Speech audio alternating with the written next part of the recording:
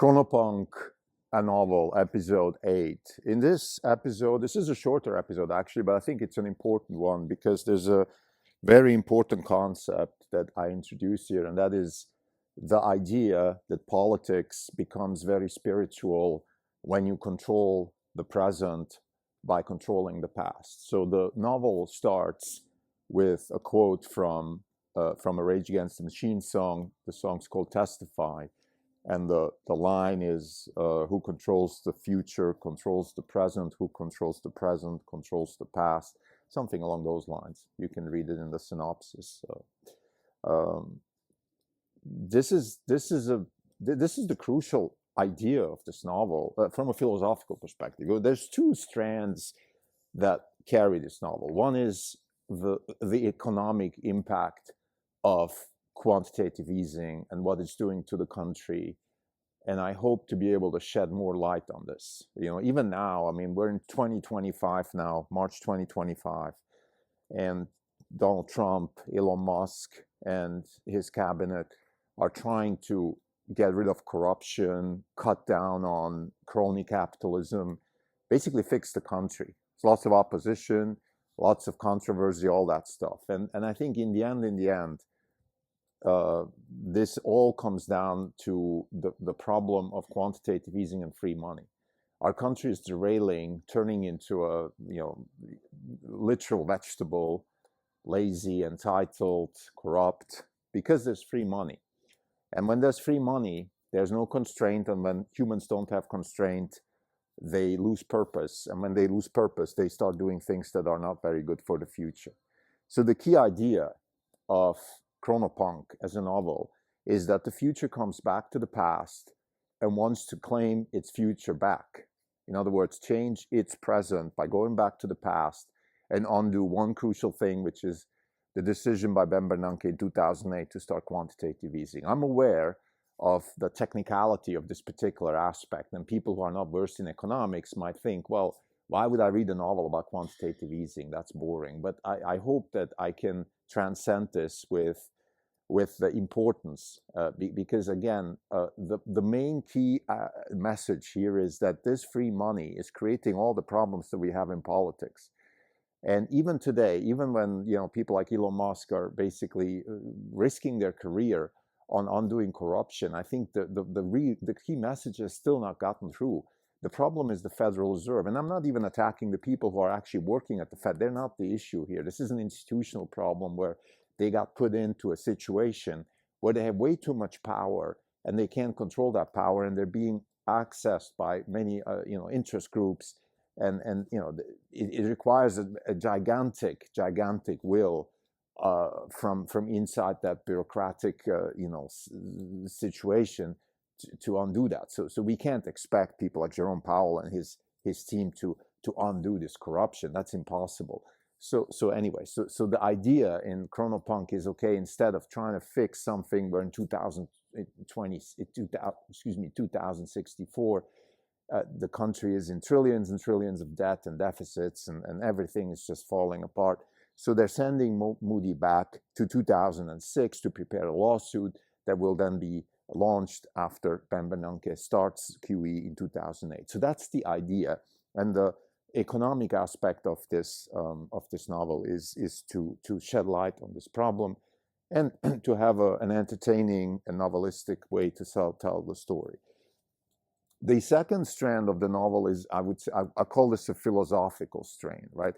And that is the idea of what does it actually mean to have control over your present by changing the past. And there's a quote in this episode, and that's why I think this episode is crucial. It's a short one, but it's a very, very difficult, it's not difficult, it's an important one. Senator Charles Swan, who co-chairs the Senate Committee for Stop QE together with Atifa Benkader. So we introduced two characters in the previous episode, Senator Charles Swan and Atifa Benkader, and hopefully I can do justice to their characters and sort of give a feel for who they are. So Charles Swan is a measured operator. Atifa is more of a aggressive, energetic woman.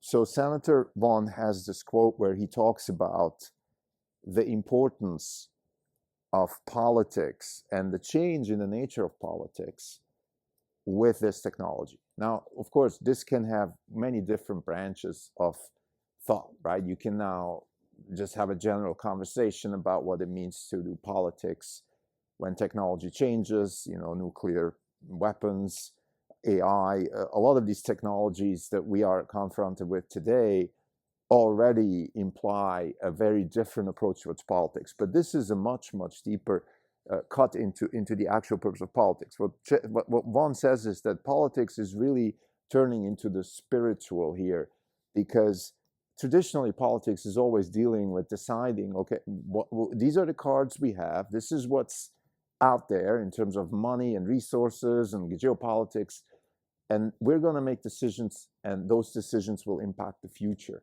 But with this new technology, this intergenerational time travel technology, we can actually go change the past, and therefore we can change our present by changing the past. And therefore, we're kind of in this eternal circle of infinity. Like, we can constantly change the past. And that makes us, it's kind of like God. Like, we basically have this ability to change the trajectories of our multiverse, of the branch that we're in principle, in infinite times, and therefore we can constantly change. Anything that's possible under the laws of physics can actually happen, because we can all constantly go and change it. Now, of course, that's only possible in principle, and at the stage where this particular novel is written and the time scale that we are, this is not possible. I mean, they're barely able, they're just able to send Moody back. This is the first time.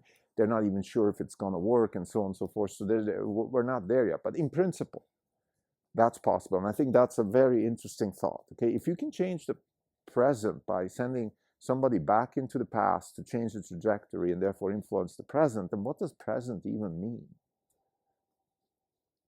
So that's what Senator Vaughan, he brings up another interesting quote, which is,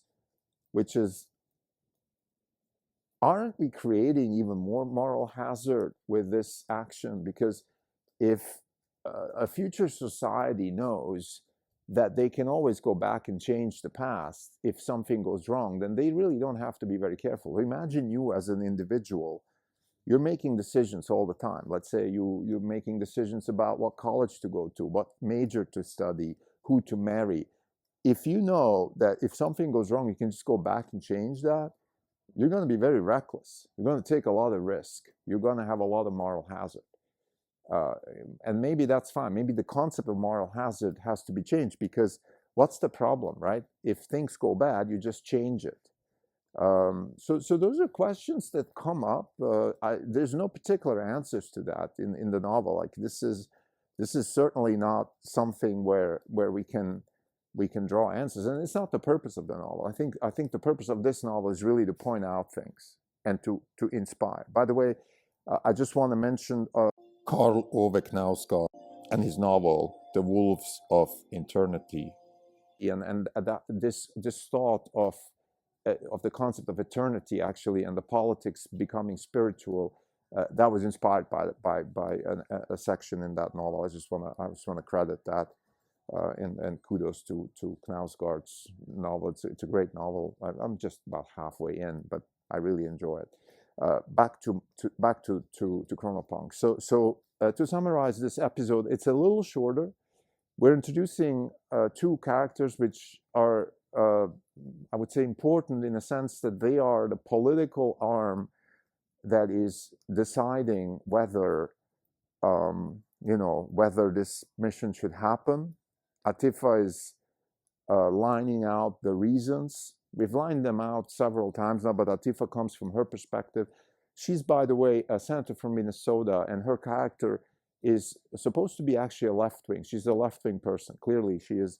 Minnesota, I think at this point, after all the events in the last couple of years with Black Lives Matter and its governor, Tim Walz, and I would say is definitely a surrogate for left-wing fanaticism and things like that. So I'm definitely hopeful in the sense that I put a lady here as a senator from Minnesota who has, roots in North Africa and also African American roots, but she's not a fanatic left-wing person anymore. So I'm kind of hopeful here that these things kind of settle out a bit. That let's say if your racial background is Middle Eastern or black, you don't have to be a left-wing fanatic. You can be measured, and Atifa is that kind of person.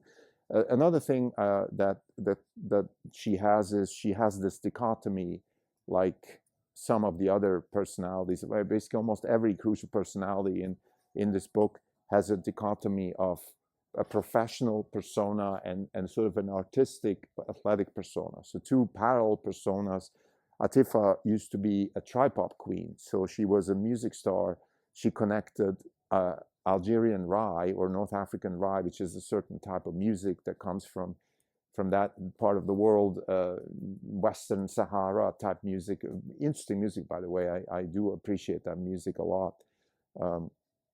She combined that with hip hop and became a Spotify star before she became senator. So again, this is I guess similar to Lisa Chu. She was a not professional, but very successful volleyball player, and of course Moody MMA, his father MMA, and we'll see further down the road. There's going to be more of this type of dichotomy, and that's something that it's not the crucial part of the novel, but I think from the author's perspective, that's how I see.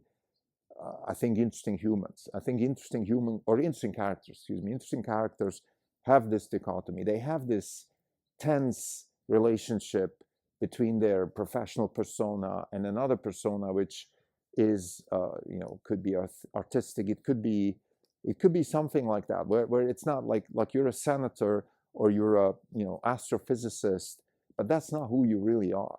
That is part of who you are, but there's other facets, and I think I find that very interesting. Thank you.